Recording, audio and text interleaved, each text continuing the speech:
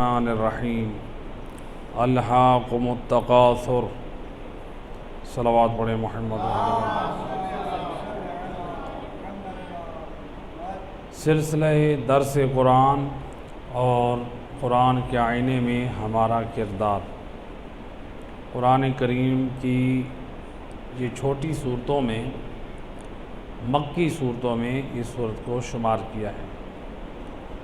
سورہ الہاکم التکاثر اپنے اندر بہت عظیم پیغام رکھتی ہے۔ اس روایت کی جو فضیلت اور شان، روایت حضرت محمد صلی اللہ علیہ وآلہ وسلم اللہم صلی علی، آپ نے فرمایا من قرأ الہاکم التکاثر عند النوم وقی فتنۃ القبر،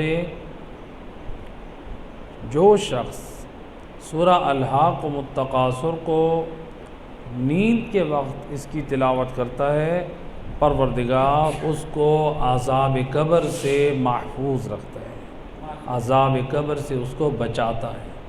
یعنی عذاب قبر سے اگر کوئی بچنا چاہتا ہے تو نیند سے پہلے الہاکم التکاثر کی تلاوت کرے۔ دوسری روایت میں آپ صلی اللہ علیہ وآلہ وسلم نے فرمایا وَمَنْ قَرَأَهَا لَمْ يُحَاسِبْهُ اللَّهُ بِالنَّعِيمِ الَّذِي أَنْعَمَ عَلَيْهِ فِي دَارِ الدُّنْيَا وَعُطِيَ مِنَ الْأَجْرِ كَأَنَّمَا قَرَأَ أَلْفَ آیَةٍ۔ آپ صلی اللہ علیہ وآلہ وسلم نے فرمایا اس سورت کے پڑھنے والے کو ثواب یہ ملتا ہے، اللہ سبحانہ وتعالیٰ نے جو دنیا میں اس کو عطا کیا ہے اس پر اس کا حساب نہ لے گا، اور اس کا اجر کتنا ہے اس سورت کے پڑھنے کا اجر یہ ہے جو جس نے یہ سورت پڑھی گویا اس نے 1000 آیت قرآن پڑھی، یعنی ان 8 آیات کا ثواب قرآن کی 1000 آیات کے ثواب کے برابر ہے۔ لہذا اس سورت کی ایک شان اور فضیلت ہے۔ ایک صلوات پڑھیں محمد۔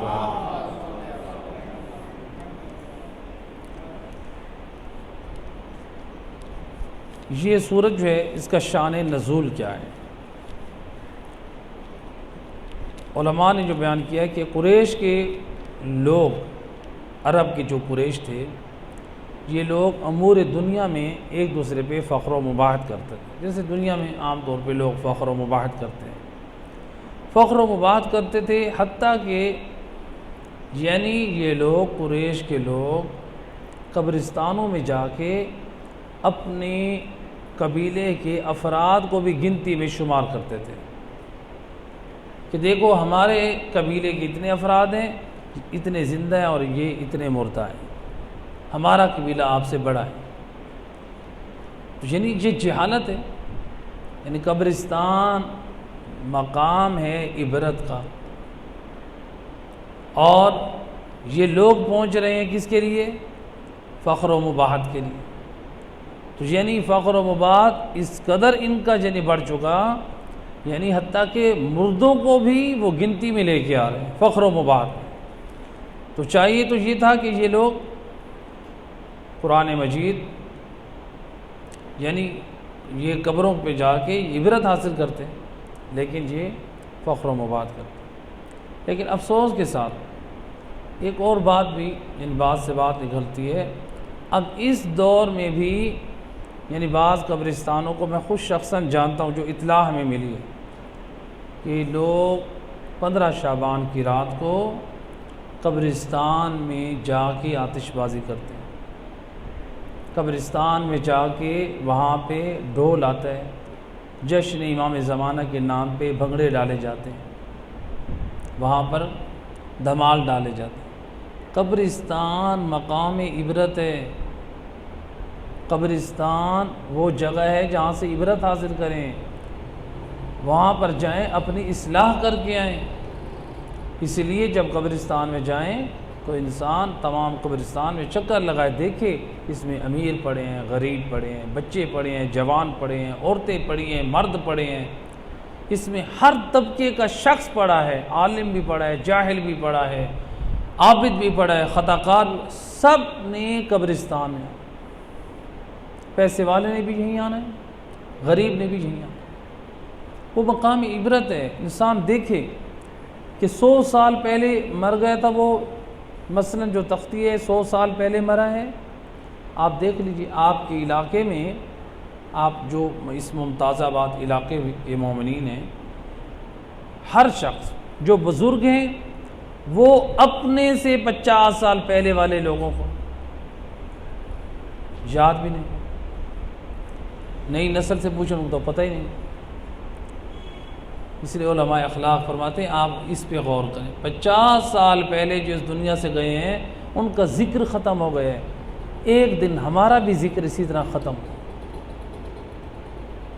انسان اپنی آخرت کے لیے کچھ کر کے جائے۔ آج بعض والدین ایک شکوہ لے کر آتے ہیں کہ بلا ہماری اولاد جو ہے وہ ہاتھوں سے نکل گئی ہے، ہمارے لیے کچھ نہیں کرتی۔ تو یہ ایک جملہ میں یہاں پہ کہا کرتا ہوں، دیکھیں اسی سے درس لیں۔ جب ہم یہ کہتے ہیں کہ آج ہماری اولاد ہماری خبر نہیں لیتی، ہمارے لیے کچھ نہیں کرتی، آپ زندہ ہیں، آپ کو نہیں پوچھ رہی، اسی سے درس عبرت لیں۔ ہمارے مرنے کے بعد جو زندہ کو نہیں پوچھ رہی، مرنے کے بعد ہمیں کیا پوچھے گی؟ جو کرنا ہے اپنے لیے خود کریں، اگر وہ بعد میں ہمیں کچھ بھیجیں گے تو وہ بونس ہے ہمارے لیے، وہ اپنا حق ادا کریں گے، وہ اپنی قبروں کو نورانی کریں گے، اگر نہیں بھیجیں گے تو مجرم ٹھہریں گے۔ تو لہٰذا جو ہے اپنے لیے مومن کو خود کرنا چاہیے۔ ایک صلوات پڑھے محمد رحمہ اللہ، اللہم صلی۔ یہاں پر آیت مجیدہ، پہلی آیت مجیدہ الہاکم التکاثر، تکاثر یعنی تفاخر و تکاثر کرنے،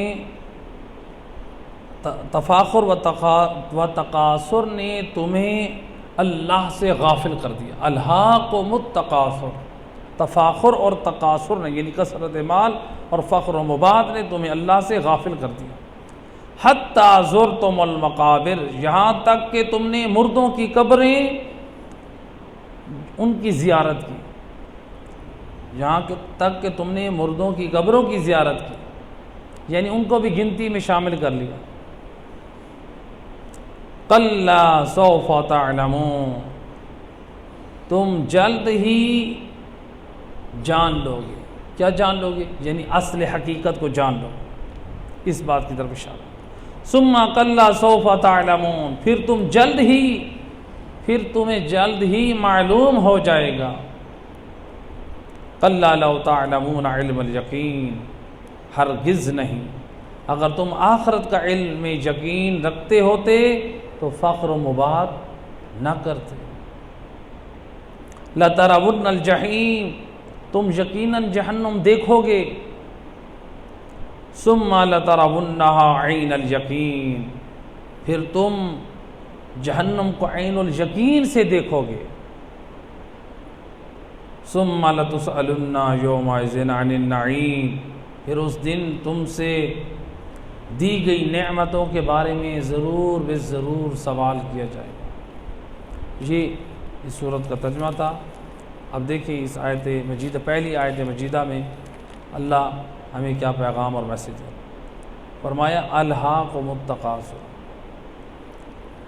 یعنی انسان تفاخر اور تکاثر کی وجہ سے کیا ہوا ہے، یعنی غفلت میں چلا گیا۔ اس کے لیے علماء فرماتے ہیں یعنی اے اغفلکم کثرتکم، یعنی تمہاری کثرت امور نے تمہیں آخرت سے اور اللہ کے دین اور خوشنودی سے غافل کر دیا۔ روایت ہے حضرت محمد مصطفیٰ صلی اللہ علیہ وآلہ وسلم، آپ نے فرمایا ما اخشى علیکم، اپنے اصحاب اپنی امتی کلمہ گوں کو نصیحت کر کے فرماتے ما اخشى علیکم لفقر، ما اخشى علیکم الفقر ولكن اخشى علیکم التکاثر۔ سید رسول نے بڑا عظیم جملہ فرمایا، فرماتے ہیں کہ میں اس بات پہ نہیں ڈرتا کہ میری امت، میرے کلمہ گو جو ہے وہ فقر اور غربت کی زندگی گزاریں گے۔ یعنی مجھے اگر تمہارے بارے میں جو ڈر ہے نا وہ اس بات کا ہے کہ تم تقاصر کا شکار ہوگے، یعنی تم غفلت کی زندگی میں داخل ہو جاؤ۔ یعنی سید اور رسول اس حدیث میں یہ سمجھانا چاہ رہے ہیں اگر تم غربت کے ساتھ زندگی گزارو اور دین کی سلامتی کے ساتھ گزارو تو مجھے قبول ہے، لیکن تمہارے پاس مال ہو اور تمہارے دامن میں دین نہ ہو تو پھر تمہارا مجھے یہ قبول نہیں۔ تو سید اور رسول کو یہ زیادہ پریشان ہے۔ اور اس میں تقاصر یعنی بمعنی تفاخر، تو بعض علماء نے کہا ہے کہ اس تقاصر کا جو معنی ہے یعنی کبھی زیادہ مال طلب کرنا، اس کو بھی تقاصر سے تعبیر کیا گیا۔ تو لہٰذا سید الرسل نے جو فرمایا التقاصر یعنی التقاصر، فرماتے ہیں کہ الاموال جمعها من غیر حقها۔ تقاصر نام ہے کہ مال کا جمع کرنا غیر حق کے۔ کیا غیر حق کے؟ وَمَنْعِهَا مِنْ حَقِّهَا وَشَدِّهَا فِي الْأَوْعِيَةِ۔ تو کہتے ہیں یعنی مال جمع کرنا اور اس کا حق ادا نہ کرنا۔ جمع کرنا، حق ادا نہ کرنا، کیا مطلب؟ یعنی نہ زکوٰۃ دینا، نہ خمس دینا، نہ بہنوں اور بھائیوں کا حق اگر مکان میں ہے وہ بھی روک لینا، زکوٰۃ فطرہ نہ دینا۔ تو جو حقوق واجب ہیں ان کو روک لینا۔ یا مثلا انسان کہے کہ میں حج کر لوں، تو لہٰذا مال سے محبت ہے تو حق کو روک لینا۔ یا پھر کیا ہے؟ صندوقوں میں اپنے پیسوں کو جمع رکھنا۔ صندوقوں سے یعنی رسول اللہ کی اس روایت میں یہ ہے کہ وَشَدِّهَا فِي الْأَوْعِيَةِ، یعنی صندوقوں میں مال کو بند رکھنا۔ آج کے دور میں یعنی بینک بیلنس میں، اکاؤنٹ میں پیسہ رکھا ہے اور نہیں خرچ کر، ہم نے نکلوائے، پیسے نکلوائے تو ہمارا جو ہے وہ پیسہ کم ہو جائے۔ ایسے لوگ بھی پڑے ہیں، بعض ایسے لوگ بھی پڑے ہیں اگر کسی ضرورت مند مومن نے مکان کے لیے پیسے کا مطالبہ کیا کسی سے تو ایک مرد مومن نے اپنے اکاؤنٹ سے 10 لاکھ روپے جو اس کے اکاؤنٹ میں فکس تھے وہاں سے نکلوا کے ایک مومن کی حاجت کے لیے بطور قرض دے۔ ایسے لوگ بھی دیندار پڑے جنہیں شخصاً جانتے ہیں۔ تو لہٰذا یعنی انسان جو ہے وہ مال کو رکھ کے بیٹھ جائے اور حق جو ہے وہ مال کا ادا نہ کرے۔ تو لہٰذا خمس ہو یا زکوٰۃ ہو، حق ادا کرو۔ خمس کے حوالے سے روایت ہے امام علی رضا علیہ السلام، اللہم صلی علی، فرمایا روایت میں آپ نے فرمایا کہ خمس روک کے خود کو ہماری دعاؤں سے محروم نہ کرو۔ خمس کی ادائیگی سے مال میں پاکیزگی آتی ہے اور نسل میں پاکیزگی آتی ہے۔ خمس کی ادائیگی سے، آج لوگ کہتے ہیں کہ خمس ادا کرنے سے مال کم ہوتا ہے۔ کتنے ایسے دیندار لوگ ہیں جو ہمارے ساتھ مربوط ہیں، جو سالانہ اپنا خمس کا حساب کرتے ہیں، مسائل پوچھتے ہیں، جو پچھلے سال ان کا جو خمس تھا اس سال ان کو ڈبل بچت ہوئی۔ یہ ایمان کی بات ہے، مال کم نہیں ہوتا ہے، بلکہ آپ خمس و زکوٰۃ ادا کرنے سے اپنے مال کی حفاظت کرتے ہیں۔ تو لہٰذا خمس ادا کرنا چاہیے۔ دیکھیں اگر ہم خمس یا زکوٰۃ دیتے ہیں ہم حقیقت میں اپنے مال کی خود حفاظت کرتے ہیں۔ صاحب روضۃ الواعظین نے ایک حکایت نقل کی ہے کہ کچھ لوگ، پرانا زمانہ ہے، حج بیت اللہ کی زیارت کے لیے جا رہے ہیں۔ اس زمانے میں لوگ پیدل جاتے تھے، اکثر لوگ، ہمارے ائمہ معصومین کی سیرت میں بھی ملتا ہے کہ حج کے لیے امام حسین علیہ السلام کے بارے میں ملتا ہے کہ آپ نے 25 حج پیدل کیے۔ یہ بھی پیغام حسینیت ہے حسین ابن علی کے ماننے والوں کے لیے کہ آپ امام حسین کی زیارت پہ تو جاتے ہیں، آپ کے مولا حسین تو وہ ہیں جو 25 حج پیدل کیے ہیں، اور ہماری زندگی میں ایک حج فرض ہو وہ بھی ادا نہ کریں۔ تو لہٰذا کچھ لوگ جو ہے وہ حج بیت اللہ کی زیارت کے لیے جا رہے ہیں پیدل۔ ایک مقام پہ چشمہ آیا، وہاں پر حاجی لوگوں نے قیام کیا، پانی پیا، آرام کیا، اور اس کے بعد دوبارہ روانہ ہوئے۔ کافی دور جب پہنچے، ان میں سے ایک حاجی نے دیکھا، پرانا زمانہ میں جو ان کے پاس جمع پونجی ہوتی تھی وہ اپنے ساتھ کمر بند میں رکھتے تھے، جیسے آج لوگ بیلٹ باندھتے ہیں کمر پیٹ پہ، حاجی لوگ جو لوگ سفر میں جاتے ہیں، اس زمانے میں کمر بند جس میں وہ سونے کے درہم و دینار، سونے کے سکے ہوتے تھے یا کچھ موتی ہوتے تھے، قیمتی چیزیں، وہ اپنے پاس حفاظت کے طور پہ رکھتے تھے۔ اب جب یہ پہنچے کچھ فاصلے پہ، ایک مومن نے کہا کہ میرا جو سرمایہ تھا وہ لگتا ہے وہیں پہ وہ تھیلی گر گئی ہے۔ کہا کہ ہم واپس چلتے ہیں۔ اس مومن نے کہا نہیں، واپس نہیں چلتے، بس ہم حج بیت اللہ کے لیے جا رہے ہیں، اب اللہ کے گھر ہی جائیں گے، وہ واپس جب آئیں گے تو پھر دیکھیں گے۔ کچھ لوگ ہنسنے لگے، کیسا نادان ہے، اپنی زندگی کا سارا سرمایہ اور کہہ رہا ہے کہ نہیں واپسی پہ دیکھیں گے۔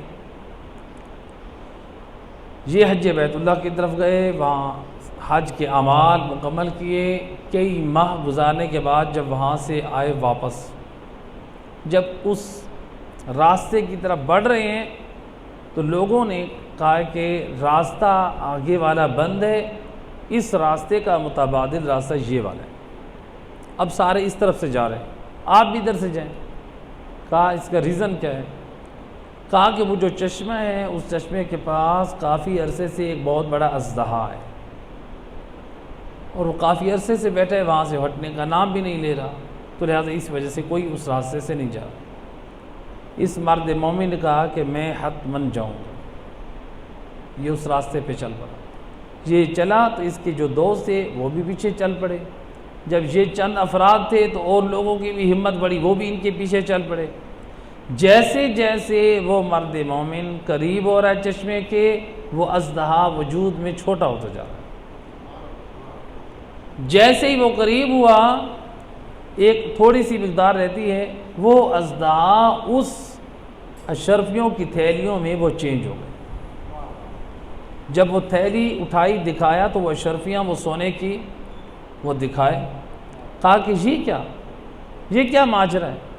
کہا کہ دیکھو سنو، میں نے آج تک اپنے مال میں اللہ کا حق نہیں کھایا، جب میں نے اللہ کے حق کو نہیں کھایا ہے تو یہ کیسے ہو سکتا ہے اللہ میرے حق کو ضائع کر دے؟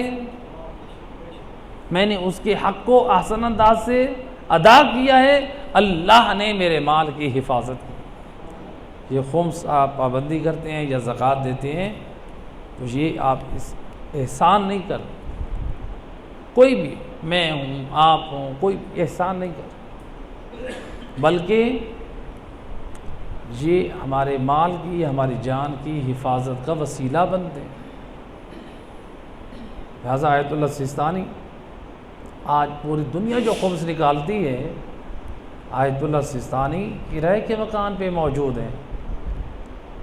جو ہمارے استاد محترم بتا رہے تھے کہ جب ان کی زیارت کے لیے ان کے گھر میں گئے تو آغا سیستانی جو گرمیوں میں جس بیٹھک میں وہ بیٹھے تھے، مہمانوں کا استقبال، خود بھی ان کی لائبریری ہے، ایک پرانا کولر ہے، عراق میں بلور والے کولر چلتے ہیں، ایک ہوتے ہیں پنکھے والا، بلور والا، کہ بلور والا وہ کولر جسے آغا سیستان نے بٹن آن کیا تو وہ چل نہیں رہا، بس آواز ہے، جس میں آغا سیستانی ہاتھ سے جھٹکا دے کے اس کولر کو چلا رہے ہیں۔ اب ذرا خود اندازہ کریں، کیا وہ اے سی نہیں لگوا سکتے؟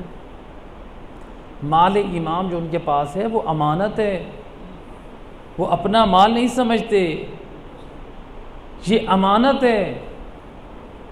کتنے لوگ ہم جب نجف اشرف میں تھے، تقریباً یعنی 4 ماہ کم 13 سال نجف اشرف میں رہے ہیں، کتنے لوگ جو جاننے والے ہیں، جن سے ہماری بات ہوئی ہے، جو آئے ہیں وہاں پہ، جو حالات ہمارے سامنے آغا سستانی کیا ہیں، جو آغا سستانی کو ہدیہ پیش کرنے کے لیے آتے ہیں، لیکن آغا سستانی وہ فقراء اور غرباء پہ خرچ کر دیتے ہیں۔ دارالسلام افریقہ، وہاں سے ایک مرد مومن اردو زبان میں، خوجہ برادری سے، وہ سن 2004 میں آغا سستانی کے پاس نجف اشرف آئے، $1,00,000 قبلہ اس میں نہ خمس ہے نہ اس میں زکوٰۃ ہے، جی میرا اپنا وہ مال ہے جس میں سے خمس بھی ادا کر چکا ہوں، آپ کی خدمت میں یہ تحفہ پیش کرنا چاہتا ہوں، اسے قبول کیجیے۔ آغا سستانی فرماتے ہیں نہیں، مجھے اس کی ضرورت نہیں، آپ اپنے لیے مکان لے لیں، کہیں نہیں، جب تک ایک عراقی بھی بے گھر ہے میں اپنے لیے مکان نہیں لوں۔ کہا آپ کے بیٹے، کہا چونکہ وہ میرے بیٹے ہیں ان کو بھی ایسے ہی رہنا ہوگا۔ اللہ، یعنی یہ علماء، یہ فقہاء، ان کے ہاتھوں میں جو مال ایمان ہے وہ امانت ہے۔ ایک صلوات پڑھے محمد بار دیگر باواز بلند صلوات۔ تو لہٰذا یہ قرآن مجید کی پہلی آیت مجیدہ، الہاکم التکاثر، دوسری آیت مجیدہ جس میں فرمایا حتی زرتم المقابر، یعنی قریش،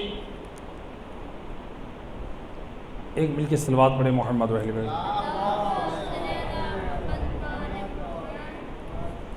یعنی قریش کے یہ لوگ اب مال دنیا پر اور اپنے خاندان پر یہ فخر و مباحت کرتے تھے، تو قبرستانوں میں جانا اور وہاں پر گنتی شمار کرنا، جبکہ مولا علی علیہ السلام قبرستان کے بارے میں کیا فرماتے ہیں؟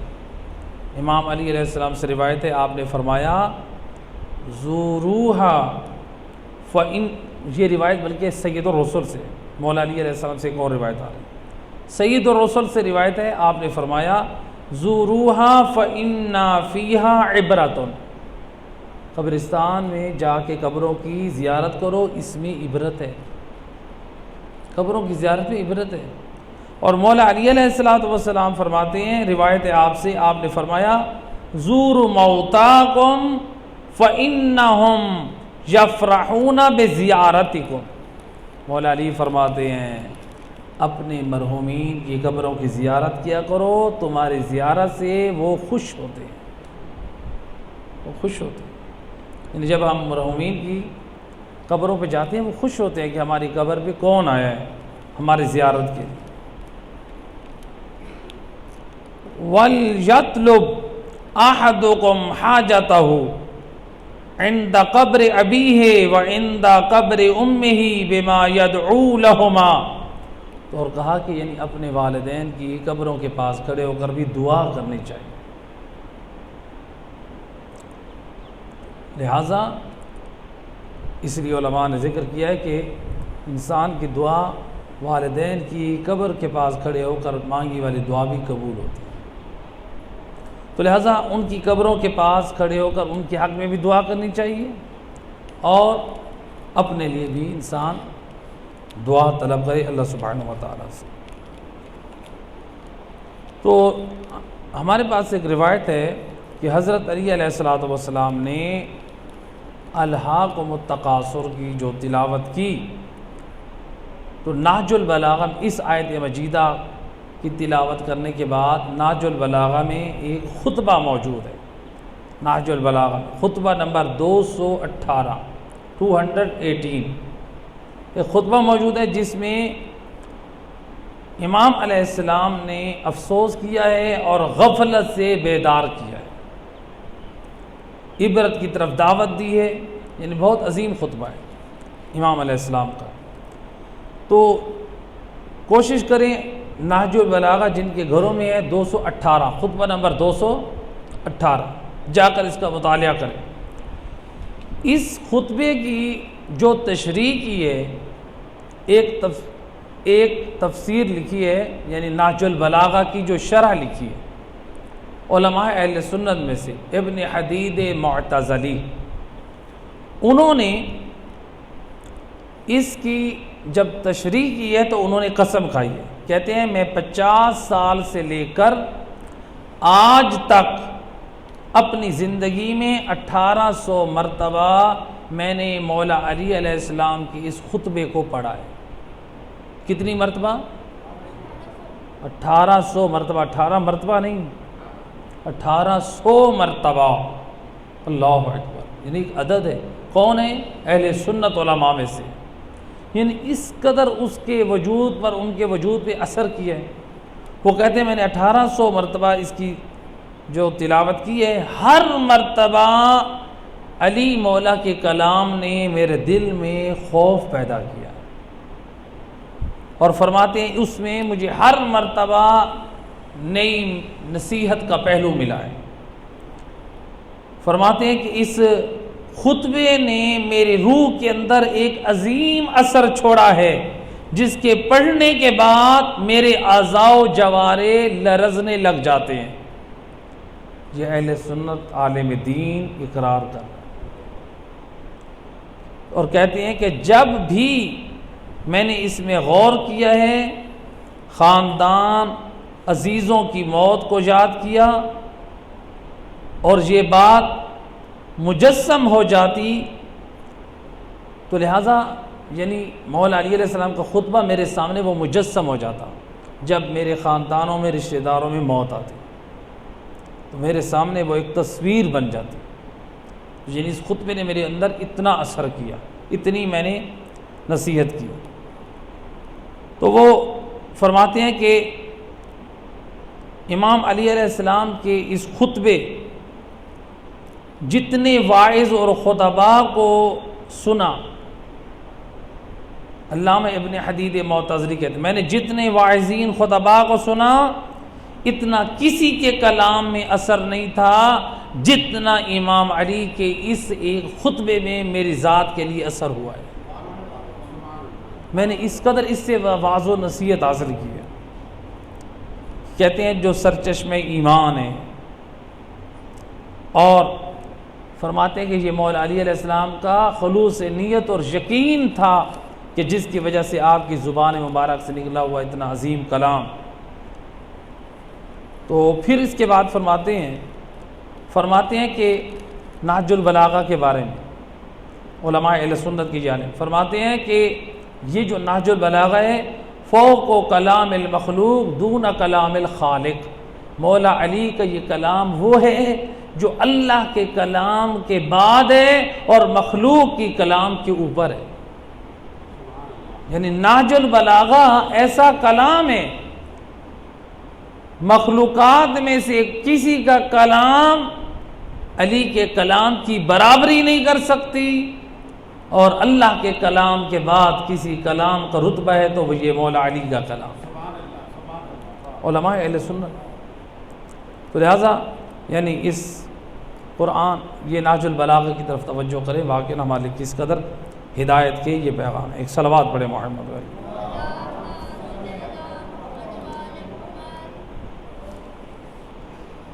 بار دیگر بآواز بلند صلوات۔ اس کے بعد فرمایا کلا سوف تعلمون ثم کلا سوف تعلمون۔ ان دونوں آیتوں کا مفہوم ایک ہی ہے کہ یعنی پہلی سے مراد قبر ہے اور دوسری سے مراد برزخ ہے۔ جیسا کہ روایت ہے کہ ایک شخص، ایک صحابی کہتا ہے کہ ہم عذاب قبر کے بارے میں شک کرتے تھے، تو ہم نے مولا علی علیہ السلام سے اس آیت مجیدہ کے بارے میں پوچھا، کلا سوف تعلمون ثم کلا سوف تعلمون، تو آپ نے فرمایا کہ پہلی آیت عذاب قبر پہ دلیل ہے کہ یعنی جب تم قبر میں جاؤ گے تو قبر کے عذاب سے معلوم ہو جائے۔ دوسرا ایک صلوات پڑھے محمد وحی جی۔ تو لہٰذا یعنی ایک برزخ کے اوپر ہے، تو یعنی اس روایت میں عذاب قبر پہ دلیل قرار دیا گیا۔ عذاب قبر کن اعمال کی وجہ سے آتا ہے؟ علماء نے جو بیان کیے ہیں، ہمارے پاس بعض روایات سے استفادہ ہوتا ہے کہ عذاب قبر بدخلقی کی وجہ سے آتا ہے، بد اخلاق، بد مزاج انسان۔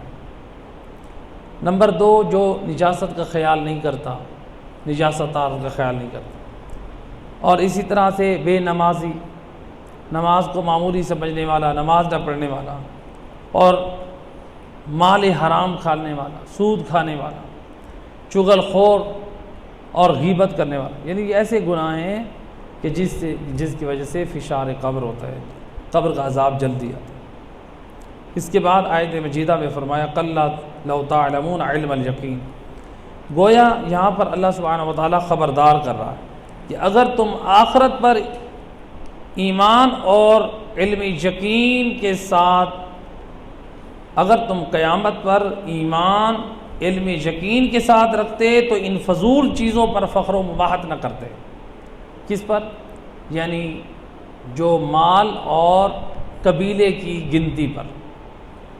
قرآن یہ خبردار کر رہا ہے کلا لو تعلمون علم الیقین، یعنی اگر تمہیں قیامت کا یقین ہوتا یہ دنیاوی چیزوں پہ فخر و مباحت نہ کرتے، اپنی آخرت کی تیاری کرتے۔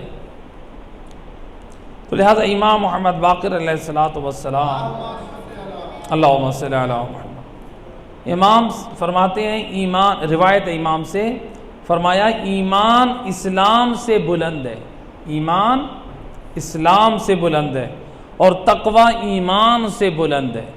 یعنی جو بندہ ایک مسلمان ہے اس سے بلند رتبہ وہ والا ہے جو مومن ہے، مومن میں وہ بلند رتبہ ہے جو صاحب تقوی ہے، امام کی حدیث۔ اور تقوی ایمان سے بلند ہے اور یقین تقوی سے بلند ہے۔ یعنی اگر کسی کے پاس تقوی ہے تو پھر یقین ہونا چاہیے۔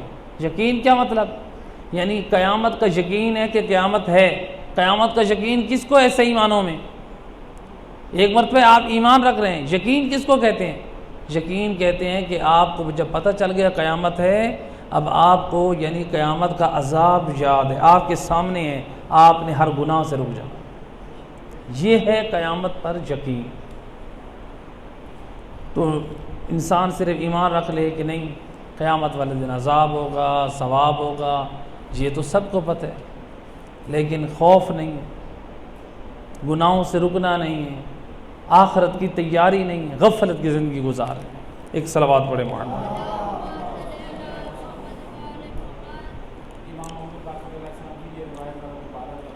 امام علیہ السلام فرماتے ہیں روایت، ایمان اسلام سے بلند ہے،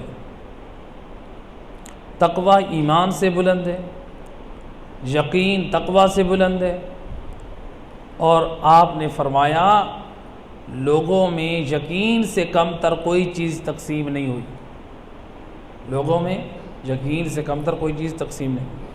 راوی نے پوچھا ابن رسول اللہ یقین کیا ہے جو آپ یقین کی بات کر رہے ہیں؟ امام علیہ السلام نے فرمایا التوکل علی اللہ، اللہ کی ذات پہ بھروسہ کرنے کا نام یقین، والتسلیم للہ، اللہ کے لیے تسلیم کرنا، والرضا بقضاء اللہ، اللہ کی رضا پہ راضی رہنا، والتفویض الی اللہ، اور تمام امور اللہ کے سپرد کر دینا۔ یہ ہے یقین، یعنی انسان اپنے تمام امور بھائی اللہ کی طرف سپرد کرتے۔ تو لہٰذا اسی لیے یقین کی 3 قسمیں بیان کی۔ نمبر 1 علم الیقین، نمبر 2 عین الیقین، اور نمبر 3 حق الیقین۔ علم الیقین کس کو کہتے ہیں؟ جیسے مثلا آپ نے دھواں دیکھا تو آپ کو یہ معلوم ہوا کہ دھوئیں سے کہ فلاں جگہ پہ آگ جل رہی، اس کو کہتے ہیں علم الیقین، اس کو کہتے ہیں علم الیقین۔ ایک ہے عین الیقین، آپ نے آگ کو خود اپنی آنکھوں سے جلتے ہوئے دیکھا، دھوئیں کو دیکھ کے آپ نے یہ فیصلہ کیا کہ دھواں جہاں سے آ رہا ہے وہاں آگ لگ رہی ہے، حالانکہ آپ نے آگ کو نہیں دیکھا، اس کو علم الیقین کہتے ہیں۔ جب آپ خود آگ کو دیکھ رہے ہیں اس کو کہتے ہیں عین الیقین، یعنی آپ آنکھوں سے مشاہدہ کر۔ تیسرا ہے حق الیقین، جب آپ آگ میں چلے جائیں تو آپ اس کی حرارت اور تپش کو محسوس کریں، اس کو کہتے ہیں حق الیقین، یعنی آپ آگ کو دیکھ نہیں رہے فقط، بلکہ آگ میں ہیں اور اس کی تکلیف کو، اس کے اثر کو محسوس کر رہے ہیں۔ ایک صلوات پڑھے محمد علیہ۔ تو لہٰذا یہاں پہ جو ہے ایک آخری روایت میں ہے کہ ایک مرتبہ رسول خدا صلی اللہ علیہ وآلہ وسلم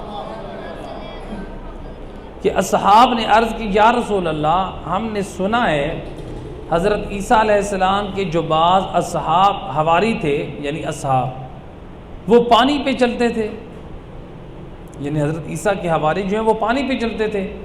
آپ نے فرمایا لو کان یقینہ اشد من ذلک لمشی علی الہوا، اگر ان کی یقین کی منزل اس سے بھی بلند ہوتی، جس منزل پر وہ فائز تھے، وہ صرف پانی پہ نہ چلتے بلکہ ہواؤں میں پرواز کرتے۔